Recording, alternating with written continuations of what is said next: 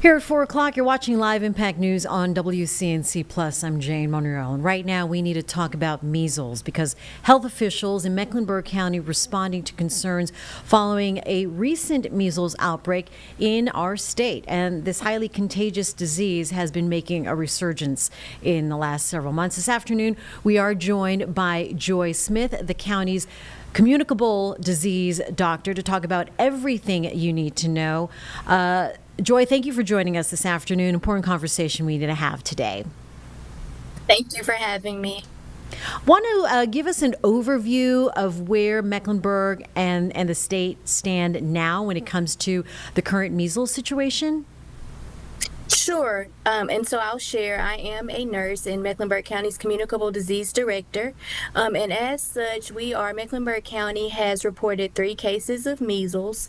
We're working and are in regular communication with the state and with other local health departments to make sure that we are putting the guidance into place and implementing it the same way, and sharing best practices across counties. And the state health department is there to support our efforts, so we appreciate that. Absolutely. Are these cases concentrated geographically? And how does this compare then to previous years? So, so far at this number, we haven't really been able to pinpoint them to a particular area. I will share Mecklenburg County, I believe it's in 2024, did have 1 case of measles. And we have not seen measles until recently. And we have been looking at that and then thinking that it is, and we can attribute it to lower vaccination rates. We look at those a couple of different ways. We have looked at the kindergarten vaccination rates, and we're at about 92%. When you're in between 92 and 95%, it is possible that you can see cases, especially in pocketed areas where the numbers are below those numbers. So. Okay, and so we don't know the source of this outbreak or if they're connected in any way? As far as our 3 cases, Yeah. no, we're not able to pinpoint them to a single source. Okay. All right. Let's talk about prevention. You mentioned vaccination, and so that is still the most effective way to protect against measles? Correct. Thank you for bringing that up. We do encourage people to be vaccinated. We understand there's some conversation surrounding vaccination, and we can appreciate that people have questions, so we encourage them to connect with their doctors or connect with our immunization clinic. We'd be very much happy to answer those questions, and then they can get those vaccines with their private providers. There are some drugstores that offer vaccine, and then they certainly can get those at the Mecklenburg County Public Health Department. Yeah, we talk about parents being concerned about having their children vaccinated. When is the appropriate age that children should receive their doses if that's what their families want to do?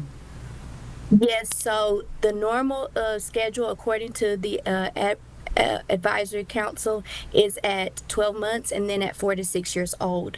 There are some situations where we are advising people to receive that early, and that's if they are traveling to an area internationally or domestically where there is an outbreak.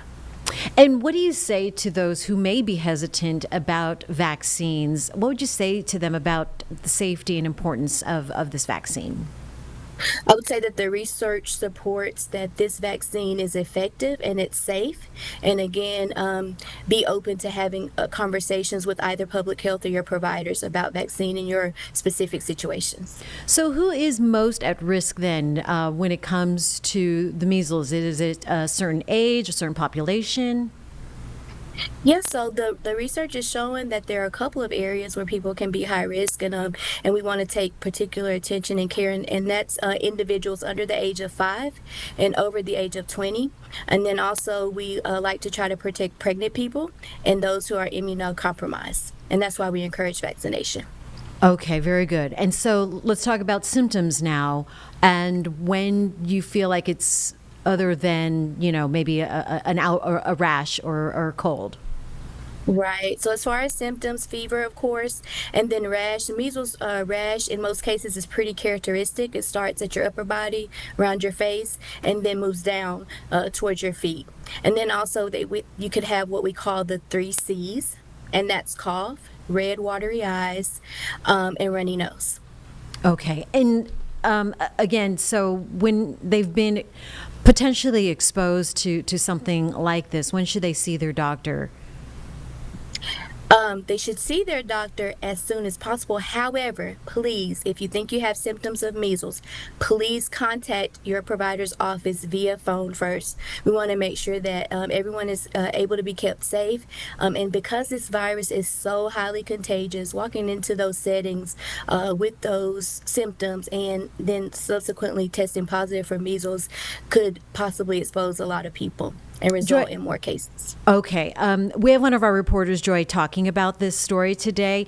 He asked if how much how many conversations have you had with South Carolina health officials about the outbreak? Yeah, so we have been able to connect with them some and just discuss kind of the strategies that they have in place, and they've talked over what they're seeing with us. So we have had a couple of opportunities to connect. Okay. I mean, so today we've seen the notices on certain places in the Charlotte area, a couple of Goodwills. I think there was a Chipotle mentioned. What do these notices mean, and what should people do if they feel like they were at a certain place that had been on this alert list? Yeah, so we share those public notices in the situations where it's kind of almost impossible to get a complete list of all contacts in those situations. So we try to reach people as broadly and widely as possible.